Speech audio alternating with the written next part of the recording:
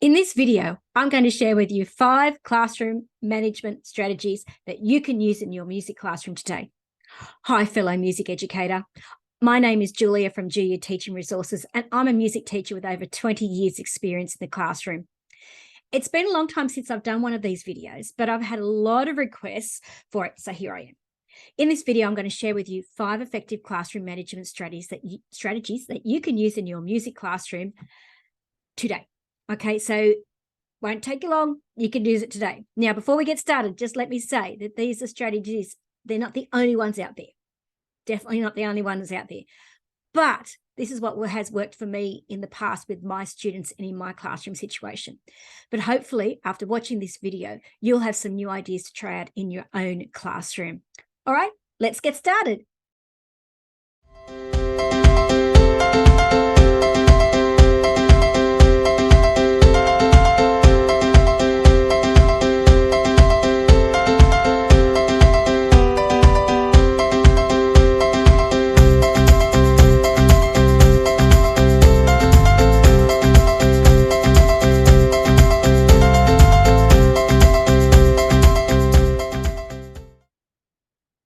Effective classroom management strategies for the music classroom. So welcome. And as I said, we're going to talk about 5 different strategies that you can use in your music classroom for classroom management. There are 5 different ones here. Now, if you're watching this in real time, okay, here in Australia, this is January 2023. Most of you are going straight back to school very, very soon. If not, you're already at school when this video comes out. Now, this is the perfect time to set the classroom tone that you want for the rest of the year, okay? But this can be done anytime. It doesn't have to be just necessarily done at the beginning, but it is much easier if you set the routines and set everything and those expectations at the beginning of the year. So let's talk about them. So the 5 different ones that we're going to go through today are setting clear expectations, teaching, modeling, and maintaining routines, rewarding good behavior, encouraging positive interactions, and the last one is the most important, is consistency is the best classroom management plan ever. No matter what you choose, you've got to be consistent. So teaching music poses its own set of difficulties, and finding suitable classroom management strategies is not easy, especially as a music teacher. There's not a lot out there for us. Middle school music classes can be a challenge to manage. With students of varying ages and musical abilities, it can be difficult to provide an engaging environment that is also conducive to learning. Fortunately, there are several classroom management strategies that middle school music teachers can use to ensure their music classrooms are a productive and positive learning space. Watch on as I talk to you about the 5 different ones that you can learn about for your middle school general music classroom. Now, here in Australia, I don't call it a middle school class. It's my stage 4 music class, but wherever you are in the world, I'm talking about those kids in years 5, 6, 7, 8. Okay, I teach year 7 and 8. That's what the ones I'm referring to. Generally, older kids, I don't have to worry about necessarily setting these very clear expectations, but the younger students, definitely you have to set those really clear expectations. Otherwise, it could be chaos. So, what is classroom management? All right, so before delving into the 5 different strategies, it'd be helpful if we actually know what it actually means. Okay, so this comes from the Oxford Dictionary, and I literally just Googled it, thought, yeah, Oxford is very trustworthy, I'll use them. Okay, and this is what they said. Classroom management can be defined as the actions teachers take to establish and sustain an environment that fosters students' academic achievement, as well as their social, emotional, and moral growth. Now, the thing I want you to really take from this, and there'll be a bit more information on the next slide, is it can be defined as the actions teachers take. So classroom management is not what the kids bring into it, it's what you set up. Okay, and that's the important definition. I think that a lot of teachers, especially young teachers, I've had a lot of prac teachers or beginning teachers in my that I've mentored during my career, and this seems to be the biggest hurdle is classroom management, because once you get the classroom where you want them to be and behaving in the way you want them to be, then you can actually start teaching and hopefully they start learning. But unless the classroom is actually conducive to learning, okay, not much is going to happen. So it's really important to get this stuff right in the beginning. I like to say go slow to go fast. Okay, so go slow, get things right at the beginning, and hopefully then it'll be much easier for the rest of the year. So notice that in the definition, it states the actions teachers take too. All classroom management strategies rely on the teacher to take action by setting and consistently maintaining the classroom management strategies that they wish to use in their own classroom. Now, what you do in your classroom will be different to the person next to you, okay? And that's fine. It's whatever works for you and your teaching style. Please note that classroom management strategies can be implemented at any point in your school year. Sometimes we think it is too late, but establishing and resetting good classroom management strategies is good for any class and at any time. Now, as of recording, this is in 2023. Now, I remember when I came back last, 2020 and 2021 were pretty crazy. 2022 wasn't that great either. But in terms of classroom management, like we started our school year and then we had COVID in the middle of it. Okay. And then we came back. Now I had to, each time we came back, reset the class and do my expectations again, because they do forget, and they had been at home learning, okay, some of them not so much, and it was reestablishing those routines. So no matter what time of year it is, if your class is not going the way you want them to go, stop, pause, reset, and move on from there. And hopefully everybody will actually have a much better time, because the last thing you want to do is come to school and be stressed. Okay. And having good classroom management will certainly help your stress levels. So the first thing, set clear expectations. I can't stress this enough. All effective classroom management strategies start by first establishing clear rules and expectations from the beginning. The first step in managing any music classroom is by setting clear expectations for behaviour. It's important for all students to know what is expected of them and what consequences will follow if they don't meet those expectations. Make sure to display these rules in a visible place in your classroom and review them with your students at the beginning of each year or semester or each term or beginning of class. Now, I've worked in schools where we would teach the class for 6 months, like for 2 terms, and then we'd swap and get a new class at the second half of the year. And if that's your situation, if you're doing rotations where the kids, set those clear expectations every time you get a new class. It's simple. And look, even if you're a substitute teacher and you are a casual teacher, is what I call them, when you're going into a classroom, there's nothing wrong with setting the expectations. This is what I expect, and this is what I will do. This is what we will do if you choose not to follow those expectations. But do use your school routines and school expectations as well, because they will be there as well. But if there's not something that works for you, try some of these. So some music room specific rules and expectations that you might find helpful, no matter the age of the class, is to use music. Now, I developed these many years ago because I needed something really simple for year 7. And again, I had a beginning teacher and he was really struggling with his class. And I said, look, when did you establish your routines? When did you establish your expectations? He said, well, I don't think I did. I said, right, let's reset them. And this is what we did. So it was simple music. Okay. M, make good choices. U, use kind words. S, only speak, sing, or play when asked. Okay, in other words, only play the instruments when I give you permission to do so. I, involve myself in all activities. And C, care for the equipment and the room. Now, seriously, those 5 simple rules will cover just about everything in your classroom. Okay, making good choices. So if a student, it's good to have these displayed, and I'll show you some of these in a minute, but it's good to have them displayed. And, if someone's making a bad choice, point to it in the room and say, are you making a good choice? How can we make a better choice? Okay. And someone says something that's not necessarily the nicest of things in the classroom. Are you using kind words? What does it say? Use kind words. Were they kind words that you just used? Okay, all those sorts of things. Speaking, singing, or playing, oh my goodness, we only want them to do that when we ask, because, you've got to make that very clear from the beginning as a music teacher. Otherwise, it's going to drive you nuts and you're going to have struggle and you'll lose your voice. The other one here, especially for me in my situation, what I found was involving, the kids needed to involve themselves in their all activities. Just have a go. Now, I know, for me, year 7 and 8 music is compulsory. Okay, it's a mandatory subject and the kids have to do it, which means I get a lot of kids who don't want to be there, don't think music is valuable, don't see any relevance to it in their life in any way, shape, or form. And it's very frustrating when those kids sit back and go, fold their arms, go, I'm not doing anything. It's like, well, you need to, because I have to be able to write a report and you need to be able to show me that you can do something in this classroom. So involving themselves in activities, just having a go is what we ask. Okay. That will look different for every child. Okay. And that's okay. But we do want them to actually have a go.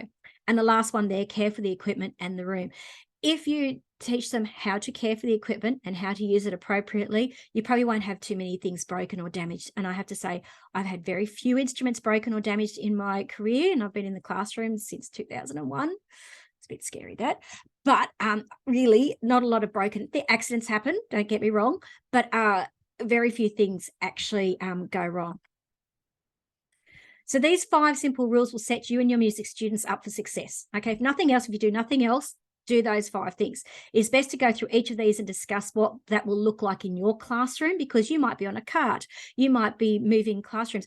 I know I've had to teach music in a maths room. The only reason we were in that particular room, and I had to teach recorders to year 7. Oh my goodness, that was the worst thing ever.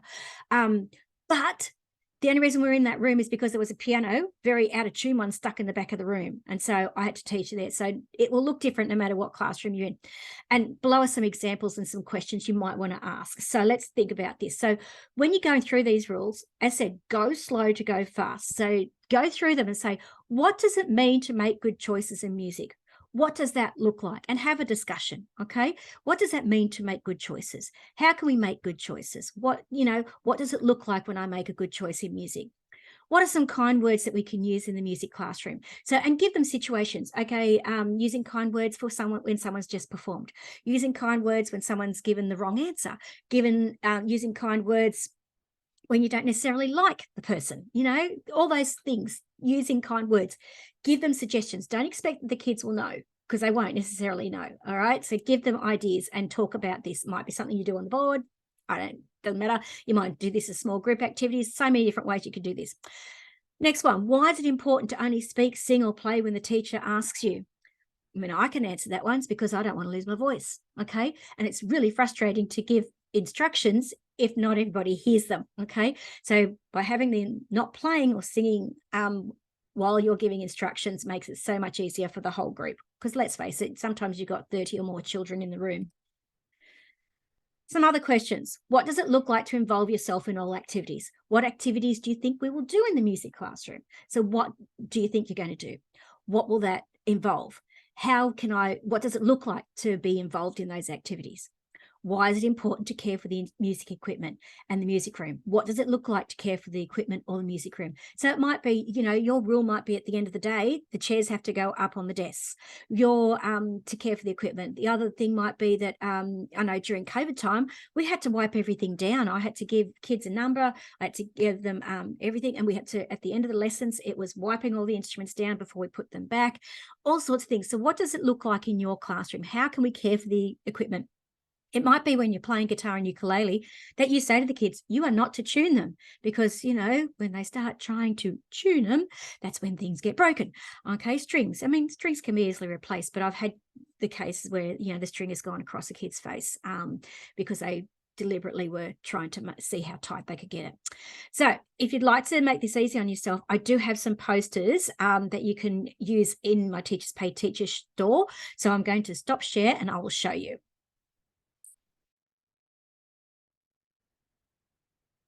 Okay, so you can see here in my Teachers Pay Teacher store. Remember, you just have to go, if you go in and you actually type in do your teaching resources, you'll find me.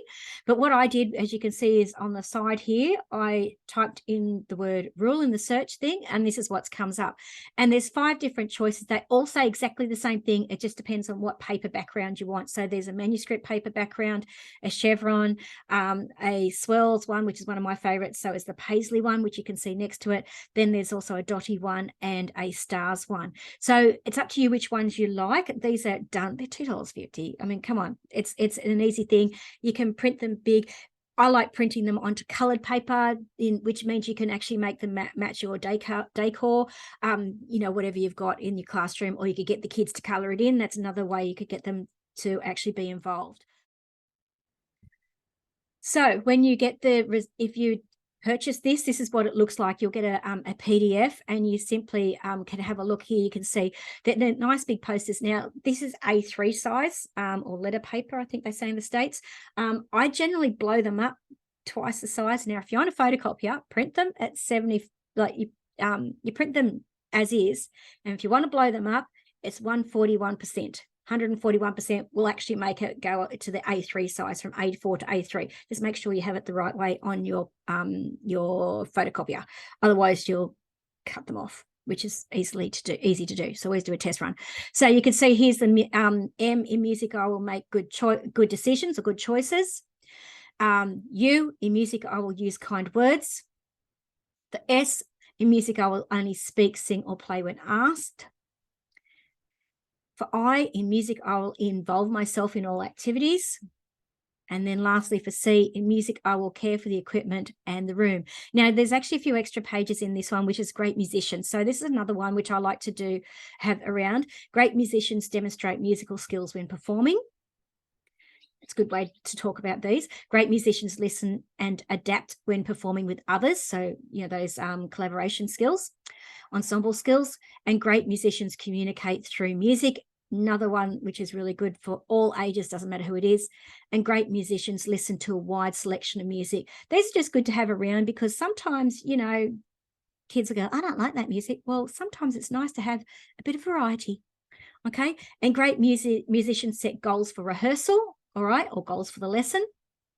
I think this is the last page. And great musicians follow directions. So you might want to use those as well. Now, one thing I should note, excuse me, you see here, this is the swirls one. So that bit in the where you can sort of see my mouse going around, that is the part that changes. So if it's a Paisley print, that's what's changed in there, or the manuscript, or the stars, or the dots, or the chevron. Okay, that's the part that is changed there. As I said, it's $2.50. It saves you a lot of hassle. You could go and make your own. Go for it if you want to. Go into Canva and make your own. But as I said, this for $2.50, just buy it, print it. Done and dusted. Makes it really easy for yourself. The next one we want to talk about, so that was just talking about setting clear expectations, is teach, model, and maintain routines. Now, again, can't stress this enough. You actually have to teach the kids, and which is what I was sort of touching on there. It's not good enough just to have those classroom rules displayed. You actually have to tell them what they are. And that's why, I had those questions for you and those things that you need to actually consider. Okay. So teach, modeling, and maintaining routines. So after you've taught your music classroom rules, okay, the next classroom management strategy that you should teach is your classroom routines. It's best to teach and model and maintain these routines quickly in the beginning of the class. Again, whenever that is, or if you need to do a reset. Being in the music classroom has a number of challenges that other teachers do not need to worry about. Okay, you'll need to decide what will be your routines for everything that you do in class. Please note that you do not need to teach all of them at once, okay? But instead, teach and model the routines as you need them. Some routines that you might need to consider are on the next slide. So let's have a look. Oops, sorry. No, I did have the right one. Okay, how will your students enter the room? I know that sounds really simple, but I had a prac student, beginning teacher, quite a few years ago, and he had this wonderful lesson. And I went, how are you going to get the kids in the room? He's like, oh, how are you actually going to get them to get that equipment? He hadn't thought about all those things. I said, that's where your lesson will fall apart if you haven't got those routines set. Okay. So what are the beginning of the lesson routines? What do you want your students to do? Now, again, depends on your school. My school, it had to be go in, get your book reader out and read for 10 minutes. Okay. At first I thought that was a really dumb idea, but I actually really enjoyed it by the time I actually enjoy it now, because it gives the kids enough time to get in, get settled, and you to do what you need to do to actually mark the roll and do all those other things while you're there. But what's your routine? It might be what do you call it? A 5-minute fast thing that you do at the beginning, or a question, or it might be, who knows what it is. You need to decide what that is. What are your seating arrangements? Okay. Do the kids have a free-for-all, or do you have a set seating plan? What are the routines for marking the roll? What are your expectations? I mean, some teachers don't mark the roll at the beginning of the lesson. They mark it at the end. Okay. It depends on your school and when you have to do it. But what are the routines? What do you expect for your kids to do? What's the routine for group work? How do they go to group work? What do they do there? What's the routine for independent work? What are your expectations? What is it for handing out equipment?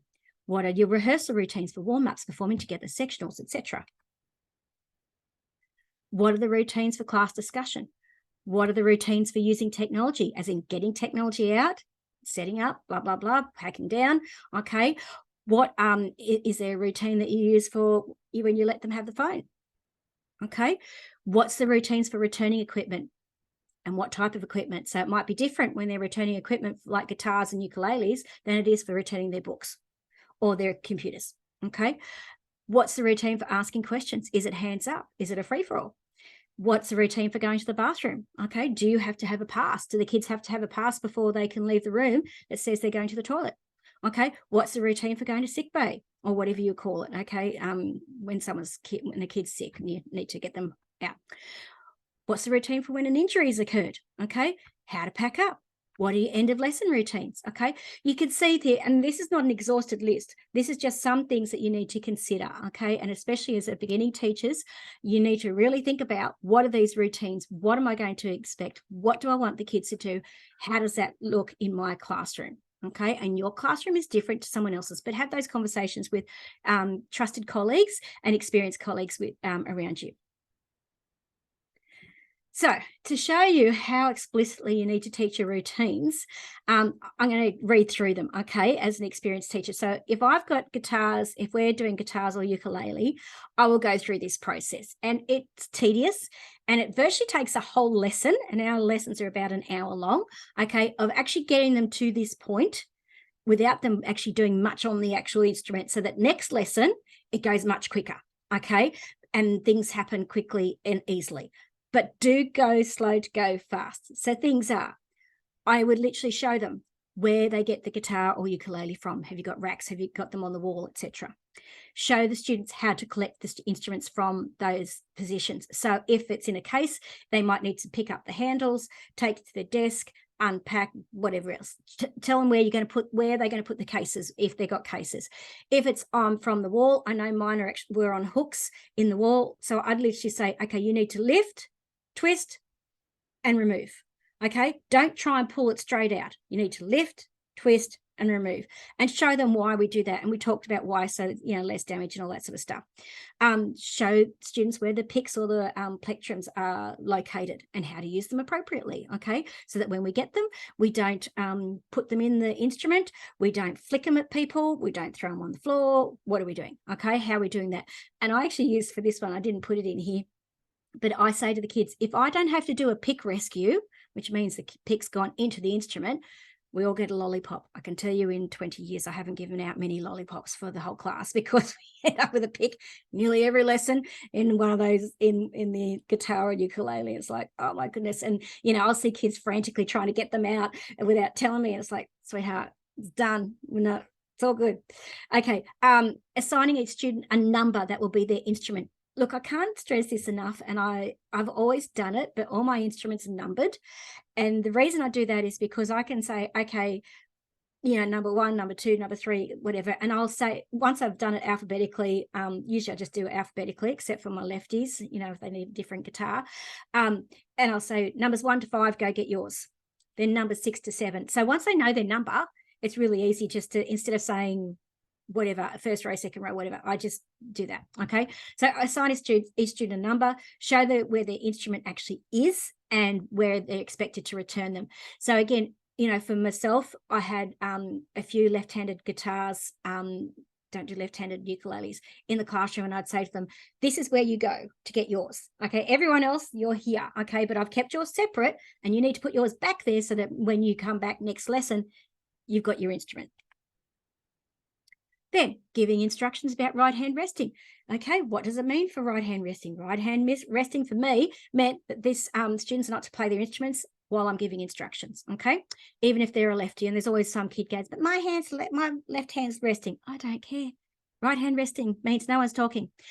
Send students to get their instrument in group of 5. Okay, students are to collect their pick on the way back to their seat. Okay, show them where those things are in your classroom. Continue until all students have their instrument. Then it's the lesson instruction time, and then return the instruments back to their correct place. Picks are to come back to the same container that they collected them from, and then students return to their seat until all instruments are put away to the satisfaction of the teacher. And it's really easy if the instrument hasn't gone back in the right place. You could say, well, number 14, that's you. Where does it go? Oh, miss, I'm sorry. Right, go fix it up. Okay. And so you can get them routines. And honestly, you only have to do it a few times and they get really, really quick at it. And that lesson instruction time ends up much longer than the actual handing out instruments and packing them up. Okay. And I know this sounds tedious, but this is, as a music teacher, what you need to be able to do and what you need to have the routines for each instrument. Okay. Now, when I'm doing, say, keyboards, for example, my keyboards have covers because I made covers for them. I'd literally show them how to get the headphones, how to get the adapter, how to go to the keyboard, okay, and assign kids to keyboards. And we'd go and practice putting the adapter into the back of the keyboard so they could have their headphones, and then we'd pack it up, practice packing up and go back without them even turning an instrument on. And I'd do that until we got that right. And I know that sounds tedious and it sounds mean, but tell you what, I don't get instruments broken. I always have my my equipment well maintained, and the kids already know where everything is. Okay, so these are the sorts of things you need to be able to do as a music teacher. So you can see that even for a simple practical lesson on the guitar or ukulele, there are a lot of routines to consider, okay? Remember to take time to show and explain each routine that you want the students to do, then model it, then rehearse going through that actual routine. By going slow at first, the classes will get much quicker and faster later on, and you'll have instruments and equipment that will last for years. And I've seen in a lot of Facebook groups, they talk about, people are talking about, what do you do with instruments that are getting broken? Honestly, I don't get many broken. Accidents happen. Okay, I've had kids trip and fall on a ukulele and snap. Doesn't take much for that to break. That happens, but there's very rarely is there anything deliberately broken. In fact, I can't even remember a kid deliberately breaking something on me. Okay, in 20-something years, can't remember it. All right, another one that we've got to worry about is rewarding good behavior. So another effective classroom management strategy for you to use is to reward good and expected behavior. Now, this simple classroom management strategy technique focuses on recognizing and praising desirable behavior rather than punishing undesirable behavior. So catch them while they're being good and let them know when they're being good. Oh, thank you. You did it, group 1 to 5. You did an awesome job getting your instruments and sitting there patiently. Thank you so much. Okay, that's the sort of thing we're talking about. For example, when a student makes good progress in mastering a complex piece of music, you can reward them with a positive reinforcement by complimenting their hard work or offering encouraging words of affirmation. This motivates them to continue working hard and reinforces good behaviors in your class overall. So one thing that many music teachers forget is to use the reward system that your school already has in place, okay? Each school will have something, okay? Find out what it is and use it. Every school has something, okay? So don't reinvent the wheel. If there's something out there, use what's already available and make it easier on yourself at the time. Okay, so your school might have digital rewards, and you can say at the end of the lesson, these kids, you all got X number of whatever they called, okay? Or it might be a physical handover ticket thing. It might be, I don't know. It again depends on what your school actually has in their reward system, all right? But use it. Use it to your advantage. Now, I've got plenty more ideas about classroom rewards over on my blog. It's called Rewards in the Classroom blog post. You can see that's Rewards in the Classroom ideas. So if you want to go to juliajulia.com, okay, and you'll be able to find that rewards thing. So I'm not going to go too much detail there because there's a whole other blog post and video on that as well. Encouraging positive interactions. Encouraging positive interactions in your music classroom, both between you and your students, as well as between the students themselves, is a very important classroom management strategy that is often overlooked. Now, this is where that use kind words comes in, okay? It's encouraging those positive interactions. It's important to create a positive atmosphere in which students feel comfortable expressing themselves musically and socially without fear of judgment or ridicule. Encourage positive interactions between your students by allowing them to collaborate on projects and get creative with their musical ideas. The more connected they feel to one another, the more likely they are to stay engaged during class time.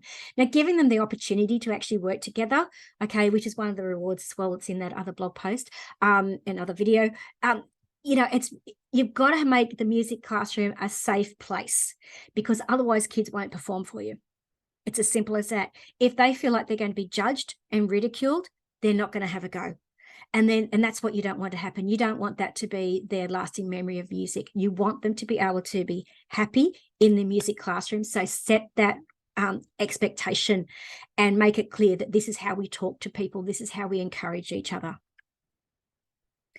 So creating a positive learning environment takes time. Don't think it's just going to happen like that, because it won't. You will need to be the example and leader for how to treat people in the music classroom, but it can happen quicker if you choose to play some games that will help develop and foster positivity in the music classroom. The games you play will depend on the space you have available, okay, as well as the age of music students. A simple Google search will show you stacks of games that you might want to try and use with your students.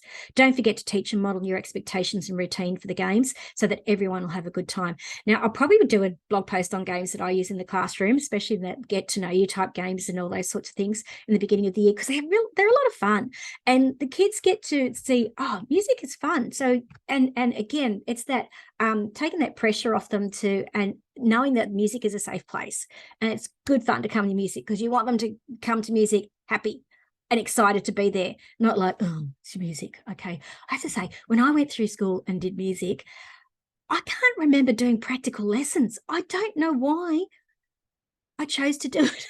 I played music, obviously instruments outside of school, but yeah, music in school was pretty boring, and I'd never wanted that for my music students. I've always tried to make it something practical and hands-on, because they love it that way. So the last thing is consistency is the best classroom management plan. I cannot stress this enough, and especially if you're a young teacher or a beginning teacher, you have to be consistent. Whatever you set up and whatever your expectations are, keep them high, all right? And keep doing them. Don't think it's too hard. It's actually going to make it much harder for yourself if you sort of relax your rules, all right? You don't have to be really strict on them, but what I'm saying, and nasty about it, but you have to be firm and just go, no, that's not my expectations. That's not how we get that instrument. So can you please take your seat, and I'll let you get yours in a moment.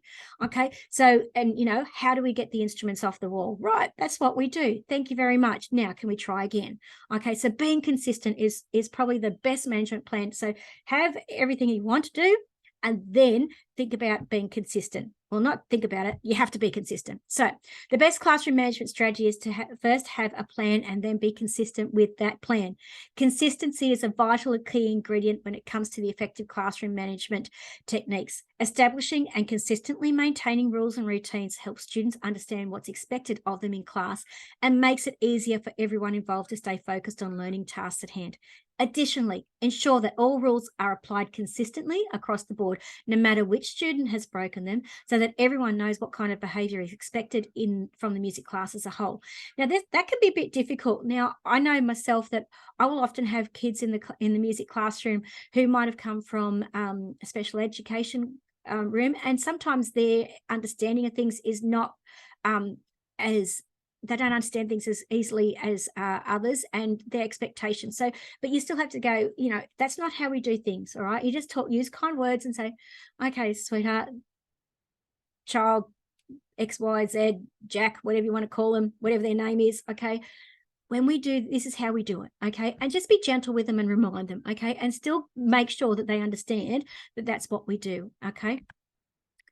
So having effective classroom management strategies is an important part of any music teacher's job, but there's no one right way to go about it, because your situation, your kids, your classroom is different to the school next door, the classroom next door, the maths teacher, the science teacher, everything, okay? Each music teacher has a different needs, so it's important to consider what type of environment would be most conducive to helping your music students succeed before deciding on a specific method or style of music classroom management strategies. By taking the time to decide on what is important to you and your students, as well as explicitly teaching and modelling each classroom management strategy, both you and your students will be set up for musical success. So if you want some more ideas on how to make your music classes more interesting and fun for your students, try these 5 the ideas in the 5 ways to make over your music curriculum download. You can see that download there. That's the link. If you go to juliagia.com/make over your music curriculum, all one word, you'll be able to find it. Okay, so put your details in and you'll get a free PDF that's got lots and lots of different things in there for you to actually use and to help you make over that your music classes, and so that you aren't feeling so stressed and maybe enjoying your job again. So I'm Julia from Julia Teaching Resources. My mission is to help busy music teachers like you in classrooms around the world with the resources you need to teach music appreciation to inspire the next generation of musicians. Now, it really, it humbles me in a way that my resources are actually in classes around the world, okay? I know my resources are all over the place. A lot in the Philippines, which I really find unusual, but the Philippines, the States, in the UK, obviously here in Australia and Canada, and I don't know many other places around the world, but I definitely know there's South Africa. I know I've got a customer that's from South Africa as well. So I know what I'm doing, and I'm trying to help you so that you know what you're doing. So if you want to know more, you can find more information about this blog post, plus everything else you need to know about the elements of music on my website, juliagia.com. There's stacks of free stuff there for you to use. And if you're looking for some resources, obviously you can go to my Teachers Pay Teachers store, go to Teachers Pay Teachers, or TPT it's now called, and type in Julia Teaching Resources and you'll find all things there. There's about 600 different resources available in my store at the moment. More will be added very shortly. And how about another fantastic resource, okay? If you'd like a free copy of the Elements of Music Mind Maps, use the link here. So juliagia.com/free mind maps. Now, if you are have you been reading my blog posts on the Elements of Music, which is just straight information, okay? All the mind maps that are in there, they are the mind maps that you can use to go along with it. So you can use that as a teaching tool. The mind maps here, though, are blank so that you can actually get the kids to fill out information. They're a really good teaching tool for so many different things. And thank you so much for watching. So don't forget to subscribe to this YouTube channel if you're watching on YouTube, or if you're watching on Facebook. Again, follow my page so you get the videos wherever you happen to be watching. So I'm Julia from Julia Teaching Resources, and until next time, happy teaching. Bye.